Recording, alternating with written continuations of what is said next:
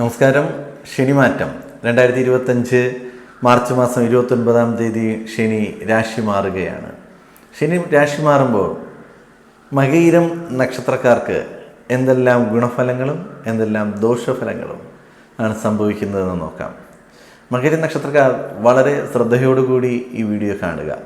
കാരണം നിങ്ങൾ ഇടവം രാശിയിൽ ജനിച്ച മകയിരം നക്ഷത്രക്കാരാണ് എന്നുണ്ടെങ്കിൽ നിങ്ങൾക്ക് കഴിഞ്ഞ 2.5 വർഷ കാലഘട്ടം നടന്നുകൊണ്ടിരുന്ന ശനിദോഷം മാറുകയാണ്.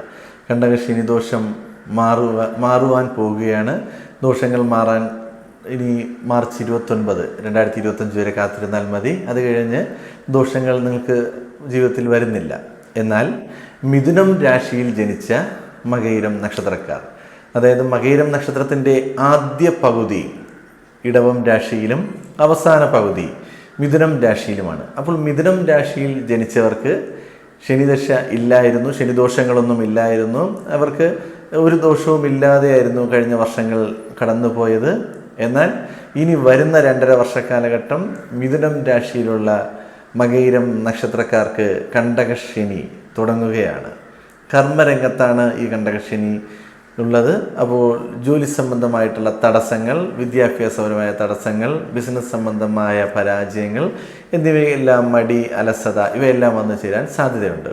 എന്നാൽ ഇടവം രാശിയിലുള്ള മകയിരം നക്ഷത്രത്തിൻ്റെ ആദ്യ പകുതിയിൽ ജനിച്ചവർക്ക് ഈ ദോഷങ്ങളെല്ലാം മാറുകയും സന്തോഷകരമായി ജീവിതം മുന്നോട്ട് കൊണ്ടുപോകാനും സാധിക്കും. അതുകൊണ്ട് വ്യക്തമായി മനസ്സിലാക്കുക, മകയിരം നക്ഷത്രക്കാർക്ക് എല്ലാവർക്കും ശനിദോഷം ഇല്ല.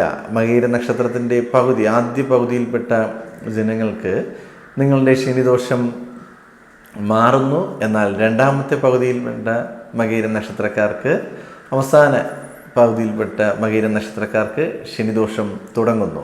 നിങ്ങൾക്കിത് അറിയില്ല, നിങ്ങൾ ജനിച്ച രാശി ഏതെന്ന് അറിയില്ല എന്നുണ്ടെങ്കിൽ സ്ക്രീനിൽ കാണുന്ന വാട്സപ്പ് നമ്പറിലേക്ക് മെസ്സേജ് അയയ്ക്കുക. ജ്യോതിഷ സംബന്ധമായ സംശയങ്ങൾക്ക് മെസ്സേജിലൂടെ തന്നെ മറുപടി തരുന്നതായിരിക്കും.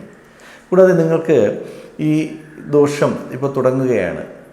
ഈ മിഥുനം രാശിയിൽപ്പെട്ട് വരുന്ന മകയിരം നക്ഷത്രക്കാർക്ക് വരുന്ന ശനിദോഷത്തിന് പരിഹാരം എന്ന വണ്ണം നിങ്ങൾ ശാസ്താ ക്ഷേത്രത്തിലോ അയ്യപ്പസ്വാമി ക്ഷേത്രത്തിലോ ശനീശ്വര ക്ഷേത്രത്തിലോ ദർശനം നടത്തുകയും ഭഗവാനെ പ്രാർത്ഥിക്കുകയും നീരാഞ്ജനം അർപ്പിക്കുകയും വഴിപാടർപ്പിക്കുകയും എല്ലാം ചെയ്യുന്നത് നല്ലതായിരിക്കും. നിങ്ങൾ ഈ ചാനൽ ആദ്യമായിട്ടാണ് കാണുന്നത് എന്നുണ്ടെങ്കിൽ ചാനൽ സബ്സ്ക്രൈബ് ചെയ്യും.